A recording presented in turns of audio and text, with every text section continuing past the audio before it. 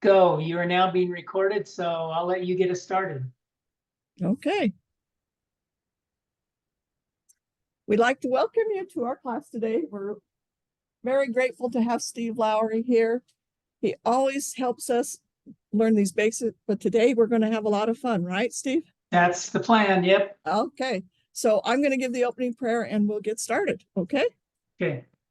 Father in heaven, we are so grateful for this opportunity that we have to come and learn how to have fun with our family history, with our families and those around us, to help them get the spirit of Elijah and to bring souls unto thee. We are grateful for the gospel. We are grateful for thy son, Jesus Christ.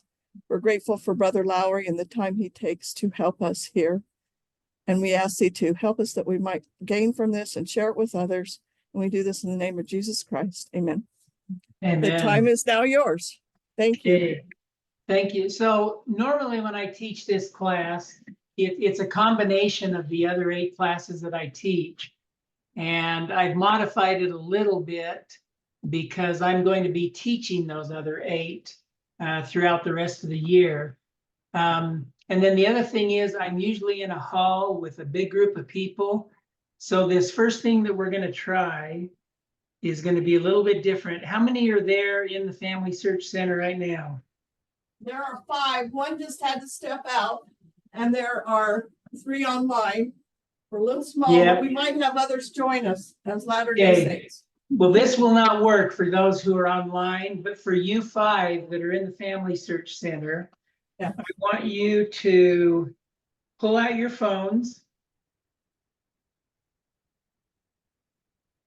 Let me stop sharing here for a second.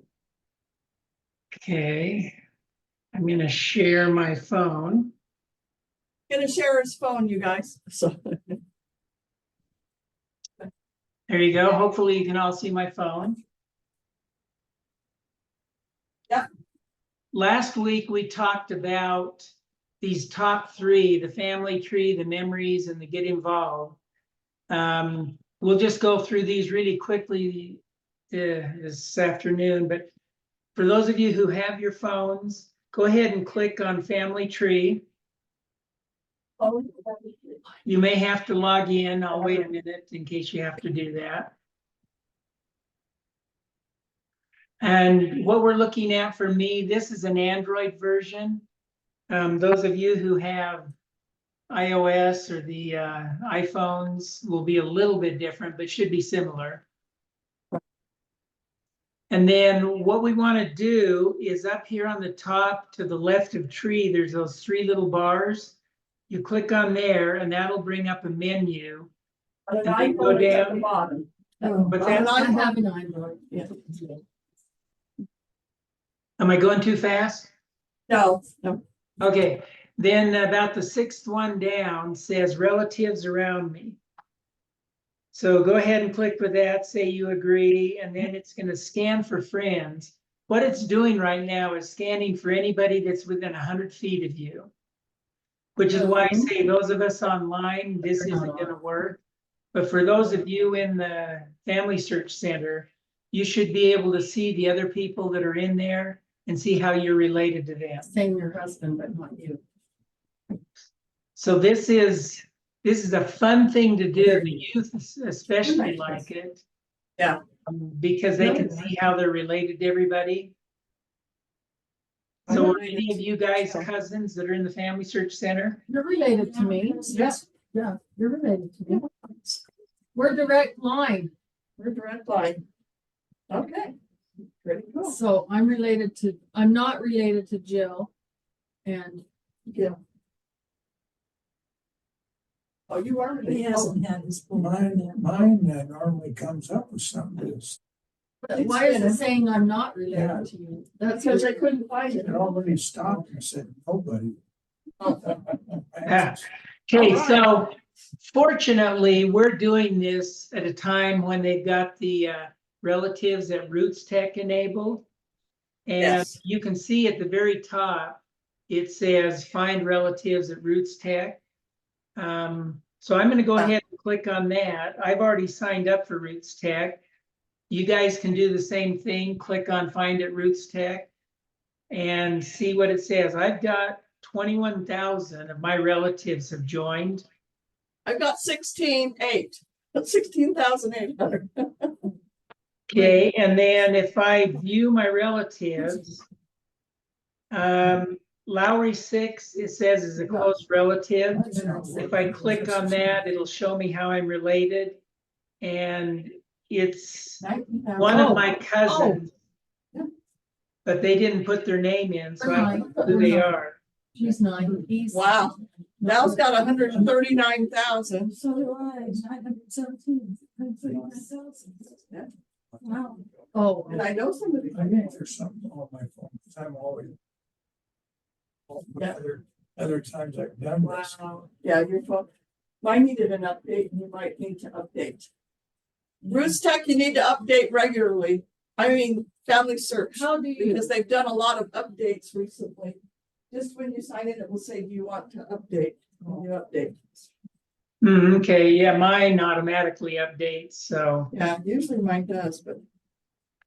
Okay, so this is just kind of a fun thing to do. Like I said, it's more fun when you're in a big room with a lot of people and you can see how you're related to people around you, but at least you can see, you know, we have the ability to see how those who have signed up for Roots Tech are related to you. I mean, I've got tons of first cousin once removed. These are all the children of my cousins that are going to Roots Tech. And so I can click on here and I can send them a message, or I can see how we're related. In this case, it's through my grandpa, Alan. Oh, Eva's, so it's Eva's granddaughter. Okay, cool. Did you see that? Anyway. You see how you're related to. Kind of a fun thing to do. I'm just going to show quickly while we're in here. The memories feature, if you click on that, is very similar to what we're going to look at in the online version. By default, it comes up looking at all of the memories that you have in your gallery. There's a little gray bar at the top where you can do a filter. You can look at only the pictures, or you can look at only the documents, or you can look at only, no, that was documents. The second one was text. Documents, or you can look only at the audio files that you uploaded. And then you can come down and look also at your albums, your family tree, and so on. But like I said, we're not going to go through it here. We're going to do it online. A little bit easier to demonstrate. But all of these features here, and I know Chris and many others there in the Family History Center, FamilySearch Center, are very, very familiar with using the phone version and can help you if you have questions with that. The last thing, get involved. It's replaced indexing. And if you're using the phone version, you really only have one option of things to do right now to get involved, and that's finding names to review. This is something that is so cool. If you're waiting in line in the grocery store and you know you've only got like 30 seconds, this is something that you can do. I leave it on Columbia because that's where I served my mission. It's in Spanish. If I wanted to look for a specific last name, I could. You just click find names and it'll bring up a document, and the computer is going to go in and figure out what it thinks the name is. And all you have to do is say, yes, that's right. No, it's not. Or I'm not really sure. In this case, it said it found Maria Auxilio, and it wants to know if that is right. And I'm going to say, let's see here, Auxilio, yes, that is right. So I'll say it's a match. Then it found Echeverry, Carmona. Yes, that's a match. And now it's going to do each one of those names individually. Yes, Maria is right. Auxilio. Now let's suppose Auxilio was wrong. What you would do is click the edit button here. You would type in the correct name, and then it would take that as being the correction. Echeverry here is correct. Carmona is correct. Luis, and anyway, That's all it's gonna. Can I go- ask I'm a gonna do question? 20 of these. Go ahead. If you don't know Spanish, can you, with the arrow where it says the country or location, can you switch that? So Like if I you don't speak Spanish. go ahead. Can I switch places to do? Like right now, it's giving me Argentina. Yes, I can. I can go to all sorts of places. Okay. Yeah. Last time I looked, I'm done doing these. So But I'm saying, if you the- don't know Spanish, what can you change that? right now you would come down here and do United States. You could do a specific state if you wanted, or you could only do, and then change this to English. Okay. Last time I tried this, there weren't any, but let's see. Maybe they've added some. Oh, they do have some. So They do yeah, have some. so you can Okay. do it in, they didn't used to have English ones, which is why I was doing the Spanish ones. Yeah. So also from this screen, you can click on this contributions at the bottom, and it will show you what you have done. I've reviewed 174 names so far. Let's see, these are all the people whose work I've done. People that I have helped find. Here's a list, and countries that I've been working on. Colombia, we already know, Liberia, United States, and then some unknown places. So anyway, just kind of a fun thing to do. Like I said, if you're sitting there waiting in this doctor's office and you want to do something meaningful rather than scroll through your, Facebook feed, you can do some names here, and you're helping the computer, which has already identified the names, verify that they're correct. So there you go. There's a few fun things right off on the phone. I'm going to stop sharing here.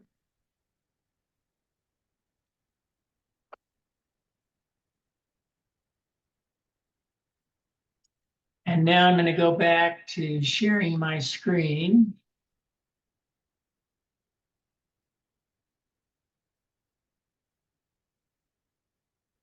Okay, there we go. Don't think I'll need my phone anymore, but we'll leave it here just in case. So another way that you can find out about how you are related to other people is a website that is called relativefinder.org.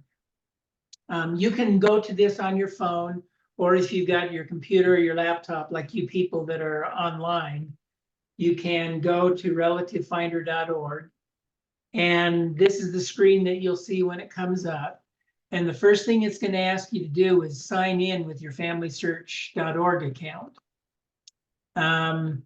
This is one good reason to have a FamilySearch account, although I guess it would still work with Facebook and the LDS Church accounts, because it's just going to go to FamilySearch, do their login right here. So yes, you can use any of the ways that you use FamilySearch. You will sign in, and then it'll bring you back here. And now it's immediately going to bring up a built-in list of famous relatives. So we can see here right now, Heber C. Kimball was my third great grandfather. Sarah Ann Whitney was his wife, third great grandmother. Elizabeth Ann Smith was my fourth great grandmother. John Tanner, he's pretty famous in church history, was my fourth great grandfather. Newell K. Whitney, my fourth great grandfather, and a bunch of Kimballs here are my great uncles and great aunts. So kind of a fun thing to do, to look and see. But the thing that's really cool is you can set up a group to see how people within that group are related. I have two groups, the Kirby Allen group and the Rulin and Grace Lowry group. These are my two grandparents. I also belong to some groups. And so if I click up here and say join, it'll give me a list of all the groups that oh, this is if I was going to join a new one. Okay, sorry. If you want to join my group right now, for those of you who are there, you can type in TimpView Second Ward. And I know you're not in the Timpview Second Ward, but we're gonna let you be, you know, honorary members.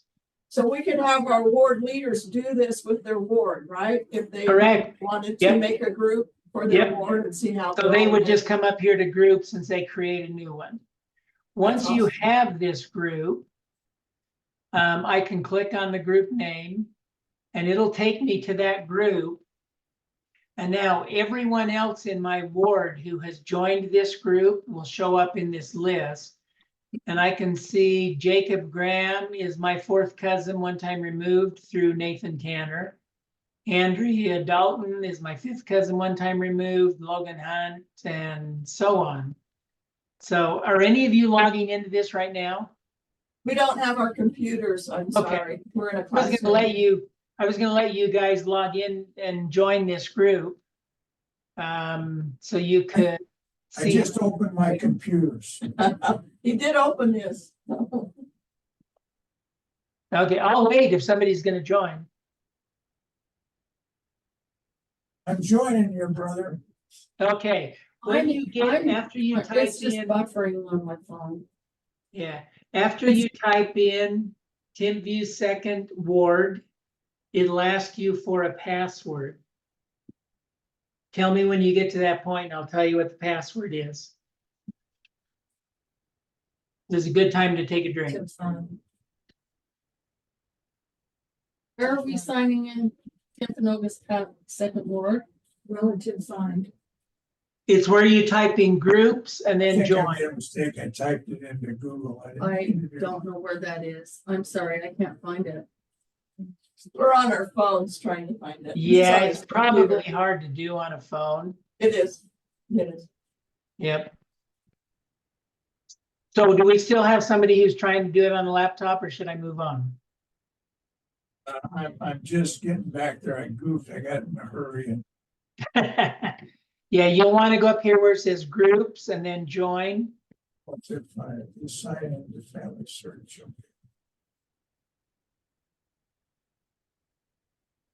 Signed in. Yeah. Well, it's helped me out today. Yeah, I'd find it. I Find it. It's loading my relatives. I want to go beyond that. Okay, well, that's good. That's the first thing it has to do. So of all of the people in the ward who have signed up, the most distant is a ninth cousin. I have quite a few seventh and eighth cousins. One fifth cousin, couple fifth cousins, and then that one fourth cousin, which I know how I'm related with him because his mother and I are direct fourth cousins. This is one of the youth in our ward, so. That's awesome. Okay, well, if you get on there, we'll come back to this, but I'm gonna move on. Okay. So coming here, this was the first screen we were on. Normally you'd go to sign in, which we've already seen. I talked about this last month. There are 5 different ways to sign in. It's preferable that you use either the LDS account or the FamilySearch account, just because those tie in automatically with your LDS information. But there's a lot of non-LDS people who join up. In fact, over half of them are.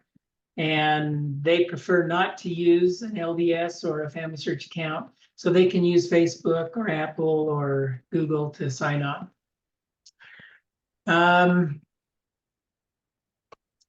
We talked last week or last month also about how to create an account, so I'm not going to mention that this time. Let me just review quickly this top bar. We did this last time as well, but just kind of a quick review. This FamilySearch button right here, if you click on this, no matter where you are. So for example, if we were over here and we're looking at memories, clicking on this green is kind of your home anchor. It'll get you back to where you know you are, and you can just click right there and it'll immediately take you back to this first page.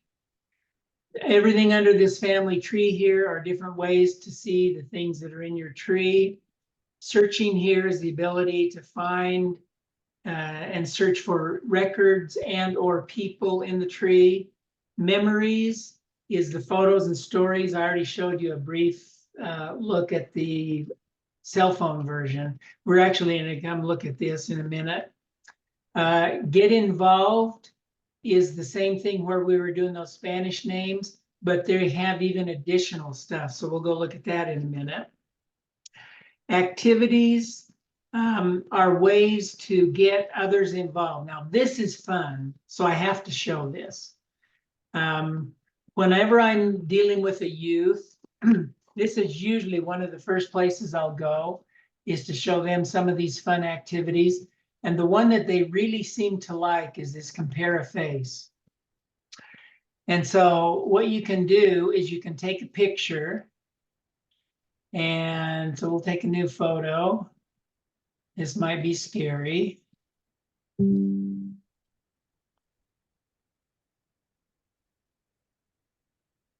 Well, but it won't let me take one. We'll just upload one.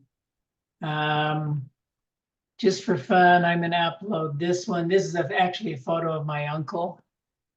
And we'll say this is him. We're going to see who he looks like. Well, funny, 73%, my uncle looks like my dad. They're brothers, so that's not too surprising. 66%, he looks like my grandpa. So my uncle is on my dad's side. My grandpa's on my mom's side, but they look very similar. Carlos Brunson Tanner is actually his grandfather, so that makes sense. Selena Mariah Rogers was his grandmother, so that makes sense. Rosebell Wood was his mother, so that makes sense. And John Wood was the father. So anyway, the kids really like this when they can upload their photos and see what percentage. Now, it really bothers them when something like this happens and it says they're related to their grandma. Wait a minute, she's a girl, I'm a boy. And we say, no, that just means they're looking at the jaw, the eyes, your cheeks, your forehead. I mean, it just means you've got the same DNA. It doesn't do anything with the X or Y chromosome. So you're okay with that. But anyway, they seem to have a lot of fun with this one. Another one that's kind of fun is to go to the All About Me page. And on that one, they can find out, what did things cost back when I was born? A first class stamp was 3 cents.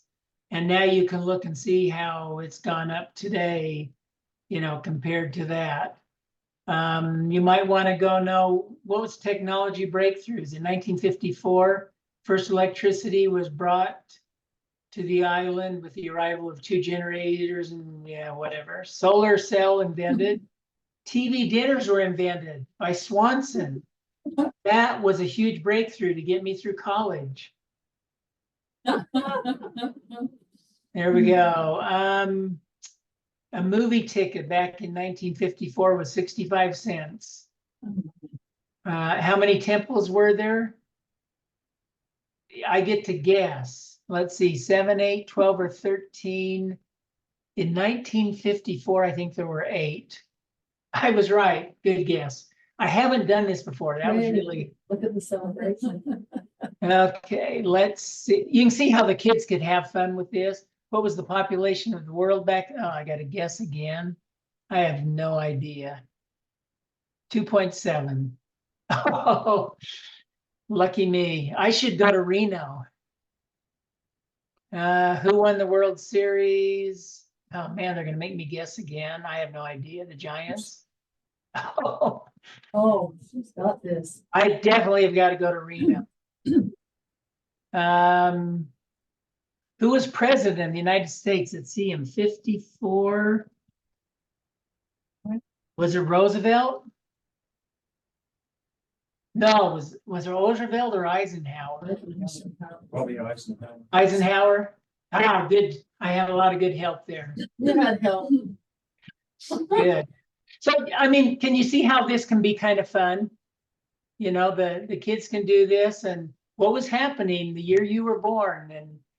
And for some of those that are only 12 years old, it might not be as surprising as, you know, for the rest of us. But another one is looking at their famous relatives. We did this one. I took the youth to the FamilySearch Center in Lehigh last month because they're going on trek this summer. And we wanted to find a church pioneer that they could, quote unquote, take with them on trek. And so we had them all log into their FamilySearch account. Then they came into here. They scrolled over here to where it says church pioneers. And then they could go down and see who their pioneers were, and they could find one and learn all about them. So here's Nathan Tanner. I can see he goes through my dad, my grandma, my great-grandpa, great-great-grandpa, up to Nathan Tanner here. So he's my third great-grandfather. And I can learn more about him by clicking there. Oh. Let me say, I just lost him. Let's go back again. I have a Pioneers. question. Yes, question. Isn't that the name of the Tanner room at the Petite Meat? Yes, Isn't it called the Nathan Tanner room? I think so. I don't know why. Oh, I do too know why. I just got to click on it once. There we go. Double clicking is bad. So here I can learn a little bit. I can see some photos of Nathan. I can see some stories about him. I can see some documents. I don't know if there's any audios. I can see that all of his ordinance work has been done. And so you can just learn a little bit about him. His ID number is right here. So you can go to his actual family record if you want in FamilySearch. And then you can go down and even learn more about him. See who he married, who his kids were, who his siblings were, and so on.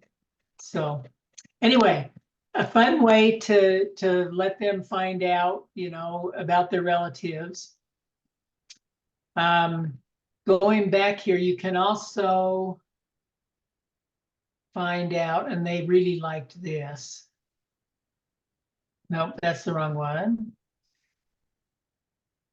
Famous relatives right here. They loved the entertainers and the artists. Said, oh, I'm related to William Shakespeare. How cool is that? And T.S. Eliot.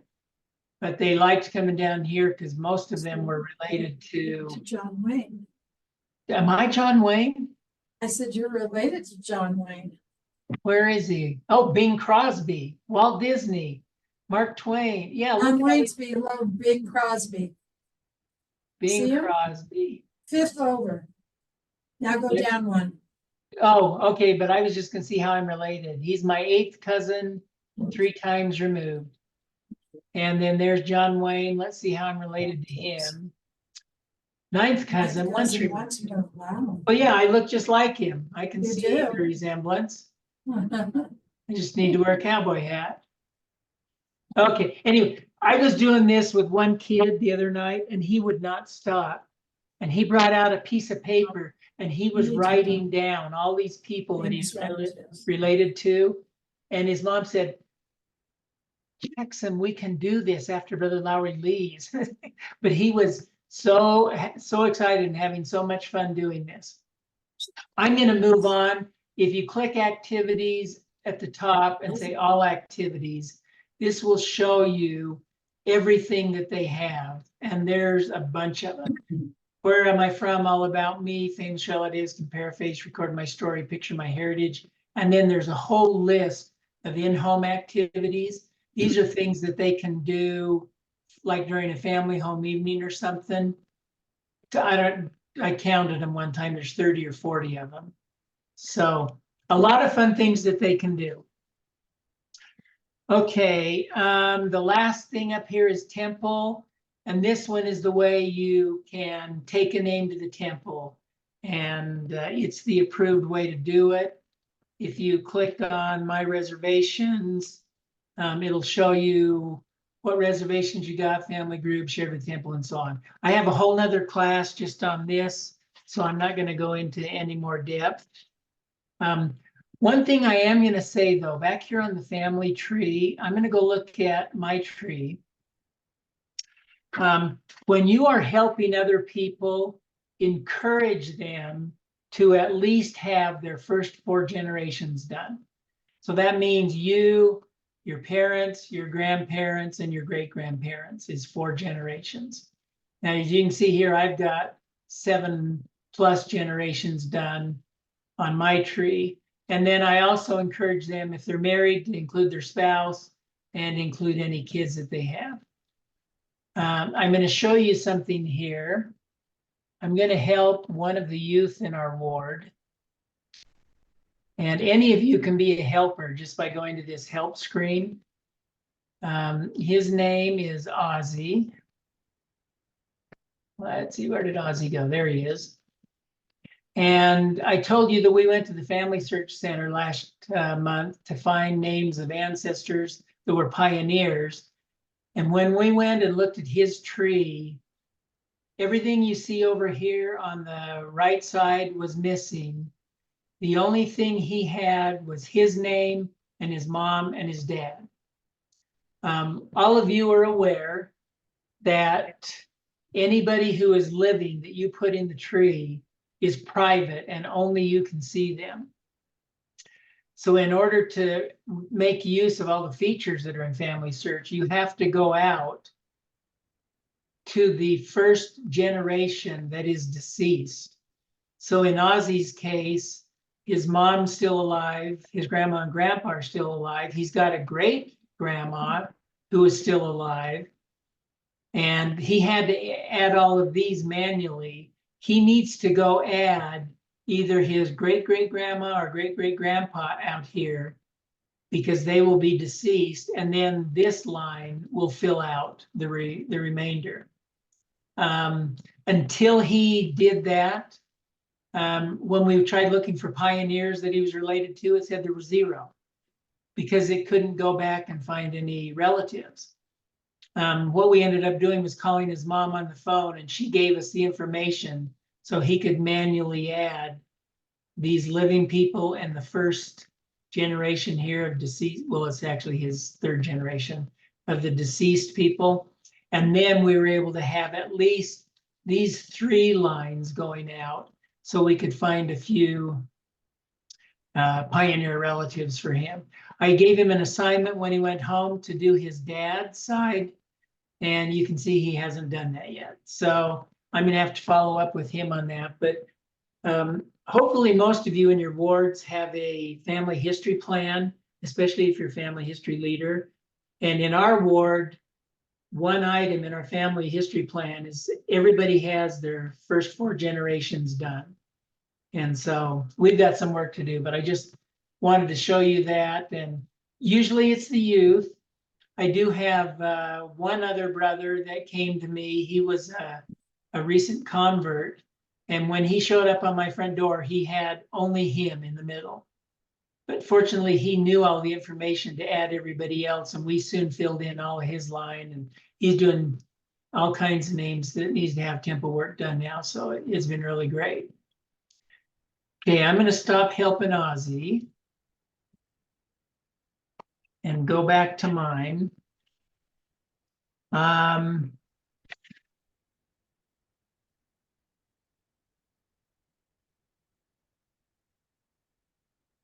Trying to see where I can find this.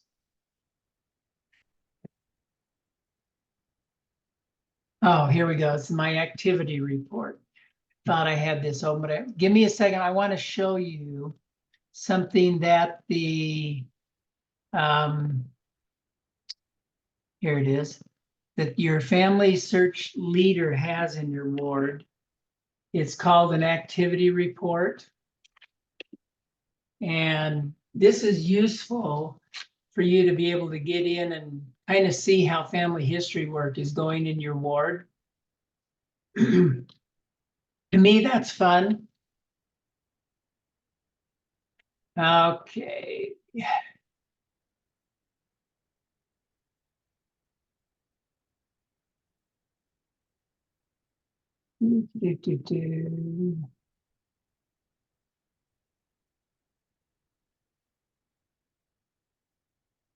Family History Activity Report. It's a summary of members in your ward, the youth and adults. What I can see here is last year, as of January, we had 29 people who had submitted names to the temple. By the end of the year, we were up to 106. This year in January, we're at 48.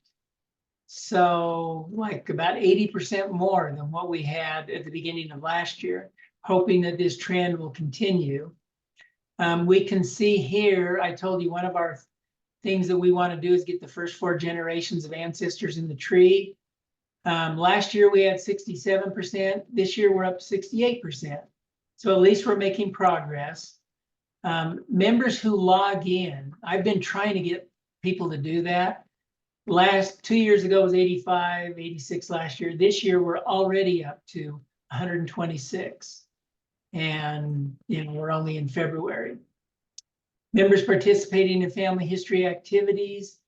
You can see this year, the 2 previous years, we had 9 and 8. This year we've got 22. 2 previous years on adding memories to the tree, we had 4 and 3. This year we've got 7. Indexing, we didn't have any last year, and we got 4 this year. I'm not sure why, because you can index, but all that's left to be indexed is really hard. Looking down here on the year-to-date submitters, I can see out of the 389 people in our ward, 48 people have submitted. 39 of those are adults, 9 of them are youth, and no new members, but then we don't have any new members in our ward. And 2 people that are in the YSA ward. So just kind of a fun thing. If you don't have access to the report, talk to your family history leader and just kind of see how your ward's doing and what kind of fun things you can do with them to get them active, doing some of these other things. Okay, I want to go keeping my eye on the clock because there's a couple things I want to make sure I go over. In the temple page,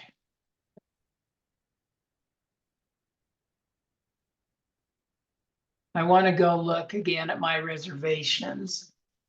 When I'm talking, especially to new people, the youth or people who haven't used this or who haven't gone to the temple in a long time, I always make sure that I tell them about Ordinances Ready.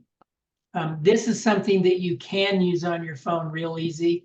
You just bring up your app and you click the menu bar, and then there will be a thing there that says Temple Ordinances Ready.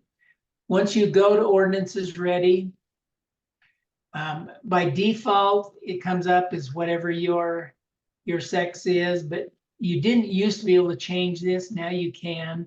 So in case you're printing ordinances for your wife or your daughter or something like that, you can specify what ordinance you want to do, and then it will go through your tree and it'll find an ancestor that you can take. Just for fun, we'll let it find some baptisms and confirmations for me. We're going to have a class later on in about 3 or 4 months called Descendancy Research. And in the old days, before you had this ability, about the only way you could do it is through Descendancy Research. And I usually could go through and guarantee that I would find a name within 2 hours for you to take to the temple. This, I didn't time it, but I think it was about 30 seconds to find 8 names. And I can click here and see how I'm related to him. This is my second cousin, 4 times removed. I know the Terrell line. I do a lot of work with them. So my point here is that, and especially with the youth, but also the adults, when you go to the temple, please don't take one of the names that they give you at the temple. Take one of your ancestors. It is so easy. Just pull up your phone and click Ordinances Ready, or go here and click Ordinances Ready, and it'll find them for you. You can print them and take them to the temple. Once you get these and you print the cards, which is another class that we'll have in a couple months, they now added this so you can go in and schedule a temple appointment from right here. And this is awesome because I found that when you schedule temple appointments, you're more likely to go. By the way, for all you people in the Payson Center, so my temple right now is the Provo, Utah temple. This Saturday is the last day this temple will be open, and then they're going to tear it down and build the new Rock Canyon temple. What they did is they took all of the people who are in the Provo Temple District and they divided them up into 8 separate temple districts. Mostly that's so if any of the temple workers want to work in a temple, they still can. They'll just go to one of those other 8. Our ward got put in the Payson Temple District. So I'm in the same temple district as you guys now. Well, I will be after Saturday. Anyway, you can see I've got a few temple trips scheduled here. And so each temple limits how many ordinances you can sign up for. Some of them I've seen as many as 5. Others, like the Orem Temple, will only allow 2. And so, but it's always a good idea to make an appointment if you have an idea when you're going to go. Otherwise, all the temples I've been to, and you can see there's a lot here. We got St. George, Oquirrh Mountain, Payson, Orem, Bountiful, Ogden, Brigham City, Cedar City, Vernal, Draper. So anyway, they all allow walk-ins. I have a question. Yes. A few years ago, I was able to, my husband went to some of the temples with me, but I was able to go to every temple in Utah. And of course, I took advantage of the cafeteria. That's an old thing now, I know. Yes. But I was wondering if there's a way that you could create an activity to where you could, like they do the little stamps for the national parks or things like that. If there's a way to create something like that so that you have that record. Yeah. And then, if there's something out there already. Not that I know of, but it's funny that you would mention that because I have set a goal to visit all the temples in Utah this year. So I created my own stamp book and you're looking at it now. So these are all the temples sorted alphabetically. And when I visit the temple, I take a selfie of me in front of it. Oh, wow. And then I put it in here. So this one was Jordan River. And I'm doing all the temples, built or not. So here's Linden. Oh, wonderful. Mount Timpanogos. There's Orem, Provo City Center, Provo. And and here's, let's see, Saratoga Springs. And then I had 2 bonus ones, Idaho Falls and Rexburg. But so, yes, go ahead. Deseret book does have a passport book like that for the youth. I've seen. Oh, fun! We can use that, can't we? So another thing was we did in our ward relief society where they had a big map of the world. Right. And so you had these stickers and you put them on every temple that you could. And there was even a temple that I was the only one who'd been to, and that was like Birmingham, Alabama. Right. I think I was the only one. But anyway, it was so neat to see all the temples and throughout the world that people had actually from our relief society attended. Yeah, that is really cool. So I appreciate the input on the fact that the Deseret book might have one that you could use. You could always make your own. I mean, I'm a web guy, so for me, making this web page was no big deal. Other people, you could just cut pieces of paper out and do your own sticker book or something. I mean, okay. There's things you can do, but that's a way to make it fun. And it also, if you did it with your youth or even the adults, to have their little, it's like the national parks. I'm going to go around and get stamps in all the national parks. So great idea and good question. Okay, last thing that I want to do here is with memories. I am going to have a class where we'll talk completely about memories, but I thought since we've got a little bit of extra time, we'll go ahead and just kind of go over how you do this, and I'll actually upload one. Memories by default, the same as with the phone app, bring up all of your memories together.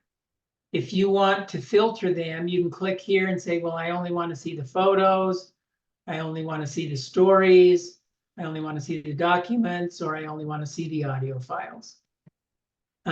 You also can create albums for your families. So for example, my Allen family, so that's my grandmother, my grandfather on my mother's side, all of the memories that I've uploaded for them, I put into this album. And then I've got my wife's family, which I've got tons of them. And anyway, I told you Terrell was one of the ones that popped up as a baptism that needed to be done. Here's some work that I've done on the Terrell family line. So it just makes it easier to sort your memories if you add them to albums. But again, we'll talk about how to do that later. What I want to do right now is I want to actually upload them. Excuse me, while you're still there, I mean, while you're not still there, but while it's on my mind. So between Brother Mattinson and Marlon and Lowry Palmer, well, Brother Mattinson scanned my book and the Palmers audited it. It was my grandmother's diary from 1956 to 1960. And the thumb drive, and I'm not sure the other way that he copied it, but I'm wondering if there's a place that I can put this in here. So it's probably several hundred pages, right? It has like the same date and 5 years worth on each page. But it could be like maybe a 4x6, not even, maybe a 4x4 Yeah. size. So I mean, you could obviously upload one page at a time, which would take you forever. And then it probably would be really hard for somebody to go through and look at them. If And you're it's in gonna do cursive. that, what? It's in cursive, so I'm gonna have to go through and type it because that's a lost art. Well, that's possibly a good point. I think having the cursive is cool. Anyway, the other way you can do it is if you come up with a print program, if you're in Windows, you can just highlight all the JPEG files and then say, I want to print them, and then print them to a PDF file so that it'll create one document that will have like 100 pages, you know, for however, and then you could upload that whole document into this into the memories, and then people could just actually scroll through. But so I'm just going to give my opinion here. People generally won't read something that's that long. They like short things that they can read quickly. And so what I found is it's usually better to go through and find interesting stories in a journal or a diary. And then you can upload those here in the stories section.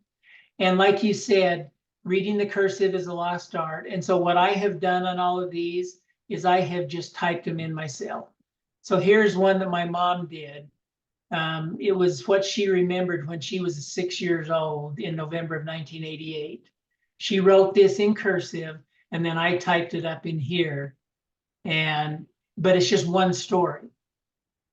So to me, at least, that seems to make more sense because people are going to go in and read this, whereas they may not read a 100-page document. Does that make sense? Any questions? You don't have to agree. I just said it made sense. I don't have enough education to to agree or disagree. I know Okay. that Brother Mattinson was saying, I mean, it just is a lot, like you say, it's a lot. And I like the fact that it's in cursive myself. Right. But- So what I have done is I've got digitized copies of about 8 different books from my grandparents and uncles and so on. I keep those personally on my hard drive, and I make sure that they get shared with all my kids and grandkids. I can only hope that they pass them along and might read them sometime, but it may not happen. So if you have it in where you can upload one big file here, I would say go for it. Even if it's only there as a preservation technique. But you may not have anybody ever read it, except for you. But you know, you might have some grandkid down the line who really wants to know everything about them, is willing to figure out how to read that, and they might do it. So I'm going to go back on what I said. If you can get it up there, I'd say go for it, because more information is never too much information. Okay, but I want to go to upload one. We've got a few minutes left here, just to kind of show you how you do this. So I'm going to go to my Uncle Lynn. I found this picture the other day. Lynn Tanner Lowry. Any of you who are familiar with Lowry Doors, that's in Orem? My grandfather, his father, started that business, and then he took it over when my grandfather retired. So anyway, that's who he is. And I found this picture of him from 1998. This is him and my aunt. They're both deceased. Lived here in Orem for a long time. I thought, you know, I really need to upload this to his memories, because if you go over there and look at his memories right now, I've got some pictures of him and my aunt. Like there's one right there from 1988, 10 years earlier, but that picture is missing. So I'm going to go ahead and add a memory. Now, I can click this button, or as it says in the little black box to the right of that, you can also drag and drop files anywhere to upload them. So that's kind of a cool way. If you have like one of your browser window, not browser, file explorer windows open, and you have the file, you can just drag it on top of here, or you can click add memories, say, what am I adding, an audio story or file? In my case, it's a file. And I can do it from Google Photos, which is kind of cool and new, or from my gallery that I already have, or in my case, I want it from my device. So I'll click on that, and it is uploading it. Okay, once it's uploaded, it has to be reviewed before it goes public. This is how they can make sure that no inappropriate images get uploaded. But even while it's being reviewed, you can go in and edit it and tag it and put information on it. Tells me right here, click the image to tag Lynn Tanner Lowry. Well, there he is. I want to draw a box around his face. There we go. Save him. And then I want to tag my aunt too. Her name is Betty Mulestein. There we go.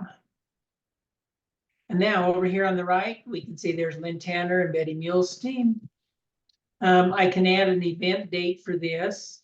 I know that it was 10 of April of 1998. It was in their house, so that was in Orem, Utah. What else do I know? I could, if it was an event that I knew about, I could do it. I can add it to the Lowry album, because this is one of my Lowrys. You can see how easy that is to add to an album. And then if I knew something about it, I could add a little story here. Last thing I want to do before I get off of this is edit the title. By default, it uses the title of the file that you dragged here. I'm just going to change this to say Lynn and Betty on 10 April 1988 and save. Now, if I go back to his memories page, that should be long enough to review it. And sure enough, there it is. And it has passed muster, so that they didn't think that was inappropriate. So that is another fun thing, though. If you can get youth or adults to upload pictures of themselves. I mean, I have one of me. We go here and look at me. Nobody can see the ones that I've uploaded of me. And that's not a totally true statement. But I figure one of these days I'll die and then this will become all public. But just kind of a warning, if you upload a picture of you and you tag people in it who are deceased. So in this case, here's my grandfather, he's the Lowry door guys.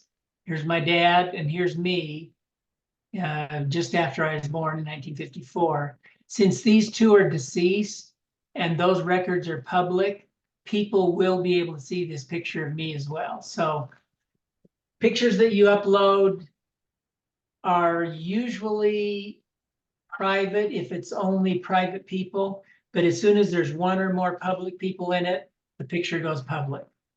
So just kind of if you're worried about identity, picture theft or something. Okay, one last thing. I've got 3 minutes. For me, a fun thing to do, and it doesn't really have to do with FamilySearch, but in a way it does, is to attend open houses and dedications. We're headed down Friday to the Red Cliffs Utah Temple open house. We're going to do a session in St. George Temple while we're down there. On March 14th, the Manti Utah Temple open house begins, and we've already got tickets for that. The Taylorsville Utah Temple is going to have an open house from April 13th to May 18th. They don't have tickets yet available. And then finally, the Layton Utah Temple from April 19th to June 1st. So we're really spoiled and lucky here. We've got 4 temples within, 30, 40-minute drive that we can go to their open houses. Sometimes you can get into the dedications, but the open houses are cool because you can get all these people, entire families, members, non-members, inactive members, can go through and see how beautiful the temples really are. And to me, that's just a lot of fun. So we've got 2 minutes left. Any comments or questions before we end this? Going down to Argentina too. Well, we could, as long as you got a passport. That would be fun. I thought about the Casper, Wyoming one, but that's a 6.5-hour drive. Worth it. That's a little bit beyond my limits. I usually keep it within 4 or 5. The furthest temple I'm going to is Vernal. And that one's about 4 hours. So, all right, well, you guys have been great. Oh, you. Thank you. Hey, you're gonna ghost the Casper, Wyoming temple. I'm gonna ghost it. I am. Casper the ghost. Oh, I got it. Finally. I got it. Yes. Well, when we went to the Red Cliffs, we thought we could do Red Cliffs and St. George all on that Monday, but St. George is no longer open on Mondays. And anyway, when are you going to Red? Oh, you've already been to the open house? You're going to We're going to the Red Cliffs. So I'm doing a session in St. George Friday night. And then we're going to the Red Cliffs open house Saturday morning. We did it Monday at Red Cliffs and then Tuesday, St. George. But just notice the archways in the or what do you call it? The endowment room, but what's the other name? Instruction room. Uh-huh. Anyway, they're like solid granite, but the flower is the bear claw something. Anyway, that's the theme throughout. I can't remember. Cool. You can Google it and it'll tell you. Yeah, well, I'm looking forward to it. It should be beautiful. We were in St. George a couple of months ago, and we went by and just went and drove around and took pictures of the outside. But yeah, it's gonna be beautiful to see the inside. And you can still you can still walk in at Provo Temple, but you might have a wait. And I'm still toggling around and able to get into registered for a session. Uh-huh. I talked to him today on the phone because specifically I needed the 7:30 session and for tomorrow, and I can't get it, but yet I can walk in. And yesterday my husband and I did go and did an endowment session there. That's where we received our endowment originally, and then Salt Lake is where we were sealed. But it's just quite an emotional, because everybody knows that Saturday is Right. the last day, and it's just very emotional, all the memories and the beauty and Yep. people. Yeah, we had a ward temple night this past Tuesday. And we had almost 30 members of our ward that were in the 6 p.m. session. And the others went during the day. And then we had a little social at Dairy Queen afterwards. And everybody was just kind of talking and commiserating about the temple. And yeah, it was dedicated back in the 70s when I was at BYU. And so I just remember it being the spaceship temple. Well, there's a ward, there's a ward up by the temple that had a little funeral. So they had funeral potatoes and ham and green jello salad and whatever for dessert. Oh, that's Anyway, it was funny. about that. I thought that was kind of cute. Yep. Well, as of Sunday, we'll be in your Payson Temple District, but you probably won't see me there very often. So I will go once, so I can get my 28 temples in. But thank you, everybody. Next month, we're going to be talking about get involved in indexing and that type of stuff. And then the month after that, we'll really start digging into these different points that I showed you we were going to be discussing later. So hopefully many of you can join us in. It's been great. Thank you. Thank you. That was wonderful. You are very welcome. I'm going to stop this recording so that we can save it.